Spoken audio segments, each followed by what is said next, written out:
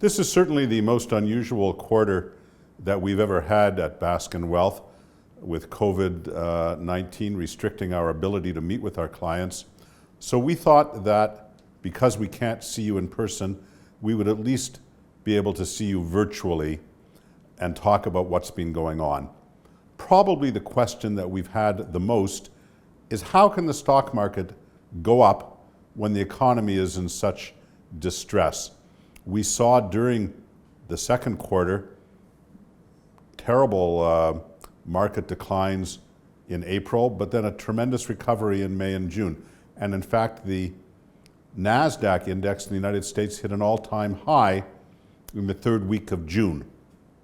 So why is that? I'm going to suggest 4 reasons why the stock market has gone up, even as the economy has been in this very sad and difficult situation.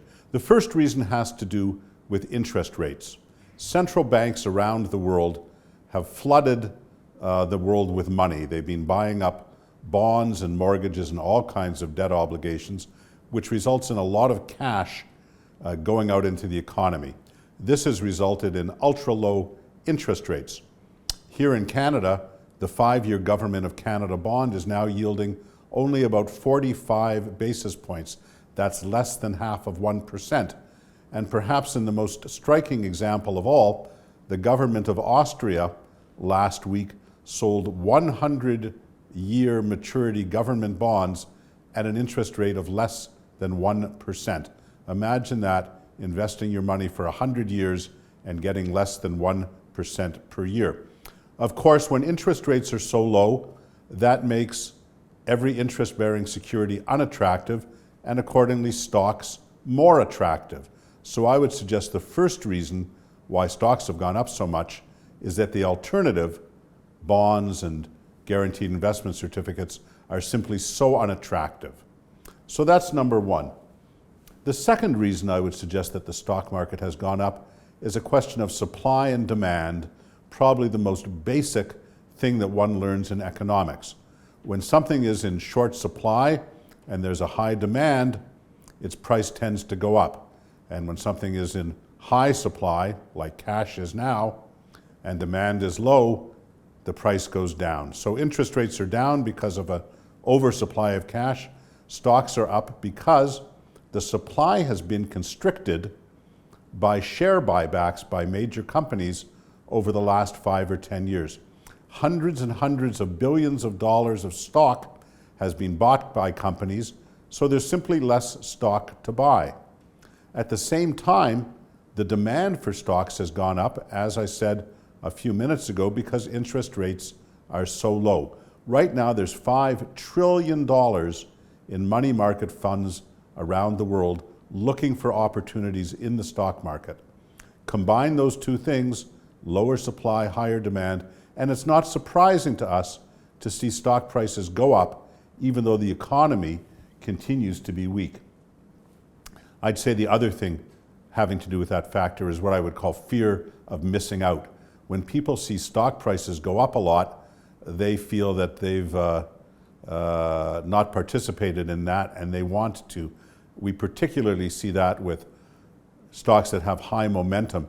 In Canada, probably the best example is Shopify, which I think is up something like 40% in the last month, simply because people don't want to miss the next hot new thing. The third reason I would say that the stock market has gone up is that not all stocks are created equal. This stock market has been characterized by a very large discrepancy or differentiation between different sectors. So we can all imagine the sectors of the stock market that have done very badly. Anything having to do with travel, for example, airline stocks, hotel stocks, golf courses, cruise ships, those are places you don't want to be. Dare I even mention nursing homes, clearly a sector you don't want to be invested in. So those sectors have done very badly. But even though the economy has been weak, some sectors, and stocks in particular, have done very well. Everybody has been staying at home, but they still need to buy things. So things like Amazon have done extraordinarily well. We all need to be entertained while we're at home, so Netflix has done very well. And we all need to eat, and we sometimes get tired of our own cooking. So companies that specialize in takeout dining, for example, Domino's Pizza, which doesn't have sit-down restaurants but only takeout, have also done very well. So not all stocks have participated in the comeback, and certainly some sectors you still don't want to invest in, but others have done very well as people have adjusted to the COVID crisis. So one of the things about the stock market, and the fourth reason I think that stocks have gone up, is that markets are forward-looking, not backward-looking.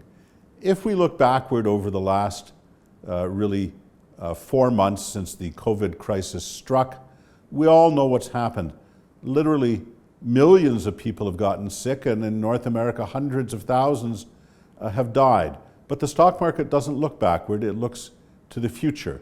And what it looks to and what it sees is the reopening of the economy, perhaps too quickly in the United States, but certainly will happen over time. It sees corporate profits recovering, and it wants to participate in that. So as we see economies open up, we should see the stock market continue to go up. I would also note that in the United States, it's an election year. Typically, an election year, governments in power who want to be re-elected stimulate the economy. We've certainly seen a lot of that in Canada and the United States. And finally, there's a tendency for stocks to go up over time. Not in all years, not in all quarters, but over time the stock market goes up.